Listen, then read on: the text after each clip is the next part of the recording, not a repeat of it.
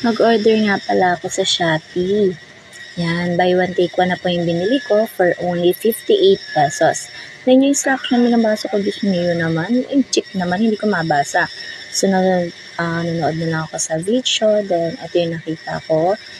Nilalagay ka daw ng tubig, siyan, then ilulublog mo siya. Sorry ha, tinakpan ko kasi medyo kita ang ating kifi-kifi ever. Yan, yung isa naman is flower, tapos yung isa is grass. Hindi ko siya pinili ng dalawang grass kasi gusto ko rin makita yung flower kung paano siya tumubo. Yan, sasawsaw mo lang siya, ilalagay mo siya dun sa tray. Nung binili ko siya, may kasama na siyang tray eh. Yan, lalagay mo lang siya doon.